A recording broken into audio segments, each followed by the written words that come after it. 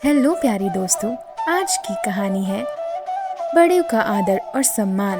एक छोटे से गांव में शर्मा परिवार रहता था, जिसमें दादा दादी, उनका बेटा राघव, बहू प्रिया, दो प्यारे बच्चे रिया, अनुज शामिल थे।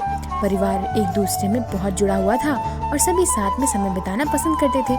लेकिन एक समस्या थी जो पूरे परिवार को परेशान कर रही थी। रिया और अनुज अपने दादा दादी को पूरा सम्मान नहीं करते थे, खासकर दादाजी का। दादाजी एक सेवानिवृत्त शिक्षक थे जो अपने जीवन के अनुभव से भरी कहानियां सुनाने का शौक रखते थे। लेकिन रिया और अनुज को उनकी कहानियां पुरानी लगती थी। वे अक्सर उनका मजाक उड़ाते। राघव और प्रिया को बच्चों को यह व्यवहार अच्छा नहीं लगता। वे चाहते थे कि बच्चे अपने बड़ों का आदर करना सीखे। एक शाम खाने के दौरान दादाजी ने एक कहानी सुनानी शुरू की, लेकिन अर्जुन ने बीच में ही रोकते हुए कहा, दादाजी ये सब पुरानी बातें हैं, इनका आज के समय में क्या मतलब।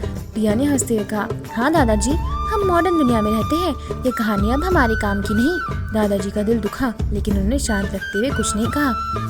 अगले दिन राघव और प्रिया ने सोचा कि बच्चों को एक सबक सिखाना जरूरी है। उन्होंने बच्चों को बताया, हम कुछ दिन के लिए रिश्तेदार के यहाँ रहने जा रहे हैं, तुम दोनों दादाजी के साथ ही रहना होगा। बच्चों ने पहले तो नाकर नुकुर की, लेकिन फिर मान गए। अगली सुबह दादाजी ने बच्चों के लिए नाश्ता बनाया।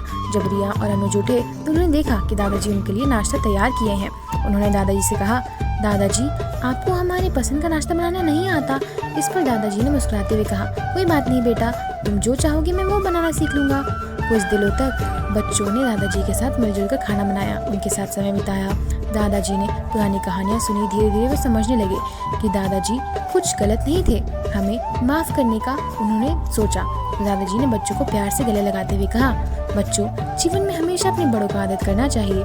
उनकी हर बात को कोई ना कोई अनुभव होता है जो हमें कठिन समय में मदद करता है। इस घटना के बाद रिया और अनुज की दादाजी को पूरा सम्मान करना शुरू कर दिया।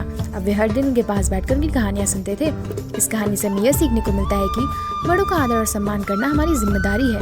उनके अनुभव से हम जीवन की सही दिशा मिलती है और उनके सीख से हमारे लिए एक अनमोल खजाना होती है।